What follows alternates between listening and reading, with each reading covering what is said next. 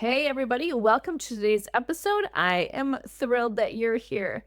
Hey, in this episode, I want to talk about something that is near and dear to my heart, which is how do you actually create a scalable program or systems so that you are helping your customers get results? So I heard something the other day and I thought it was brilliant. And so if this is you, you need to pay attention. But she said, posting social media content is not actually a marketing strategy, right? It is something that you are doing. It's an activity that you're doing to be visible, but it's not your marketing strategy. It is not even marketing. All it is posting. So posting is not the same thing as marketing. It's not the same thing as your marketing strategy and how you are looking at how do you get out in front of your ideal prospect. Okay, it's a bigger, like marketing strategy is a bigger thing. Posting is an activity or a task that is part of a marketing strategy. So the same thing applies to your customer delivery and your customer fulfillment strategy. Creating a course, creating a random piece of content that you're giving to your customers so that they can learn something is not your customer fulfillment system. It is one small task or activity within your larger system. So if you're looking at it like, okay, so I'm just going to create a bunch of different courses. Like somebody the other day was like, I just created 100 new courses using ChatGPT. It's like super duper. But that's not actually leading to what your ultimate customer fulfillment promise is, which is a transformation or a result that you're giving to that customer. And so when you try and patch, a bunch of videos together or patch a bunch of courses together, or whatever you want to call it, what you're doing is it's just same thing as just like posting a bunch of random stuff on social media. It's not actually leading that customer down that path from point A to point B, right? So the customer has a problem and they want the problem solved. They're hiring you because you're giving them the fastest path to go from point A to point B. That's why they're hiring you, right? So whether you're delivering it as a course, as a program, as a one-on-one done for you service, as a coaching, it doesn't matter how you're delivering it. What you're delivering is the result from them going from the problem they have to the result that they're looking for, right? Like you are delivering that path. And so a bunch of random videos in a video vault or a bunch of random courses that aren't actually taking them from point A to point B, that's not actually helping them.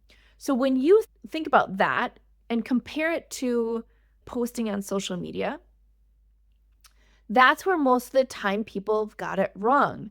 If you're just posting randomly about random stuff that has nothing to do with your business or how somebody would, kind of travel down the path of your value ladder in your business, then you're missing the target. Same thing on the client fulfillment side. If you're just like, yep, I'm just going to give you a bunch of random topics and videos and courses, and actually I'm going to give you 552 of them because I feel like the more I can give you, the better off you're going to be, then you're just missing the boat, right? So actually you want to give them as little as possible for them to start hitting targets that get them closer to the result that they are looking for. That, my friends, is what's going to make you successful. That is going to make your customers not only stay and participate, but continue to work with you on the next problem they're trying to solve because they know that you have the ability to give them an experience that quickly takes them from where they are to where they want to go in the path of least resistance, right? So whenever somebody comes to me, they're like, well, I want a video vault. I want to just put all my videos out there that I recorded from, 50 years ago until today. And I want to just always be creating new content.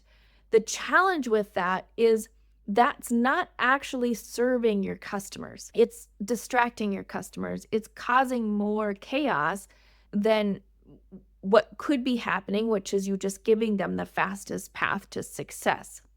And so every single video you create, every single piece of content you create needs to go through that filter. Is it on the path? Is it on the customer's journey to going from point A to point B?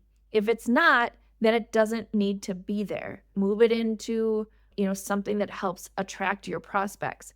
If it's something that's super helpful for somebody in the step that they're in, it gives them more context, gives them more practice, gives them a tip or trick of something that they may not be thinking about that helps to simplify the process, great. Then put another video in.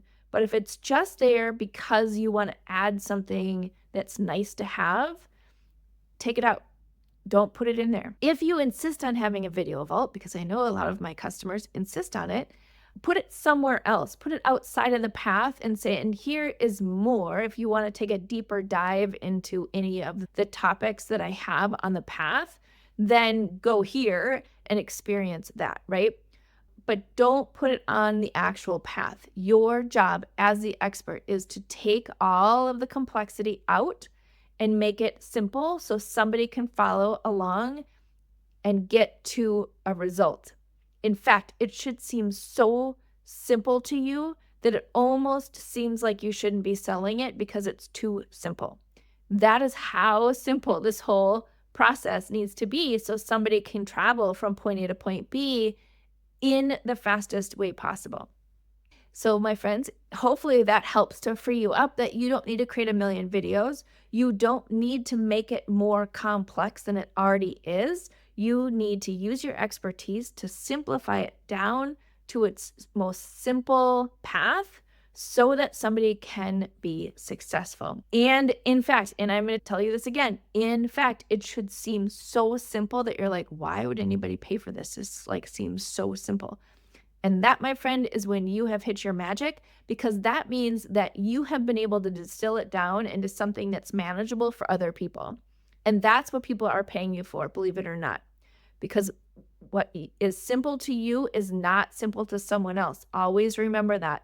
When you have an expertise, what you're doing seems so simple, and it will seem so simple.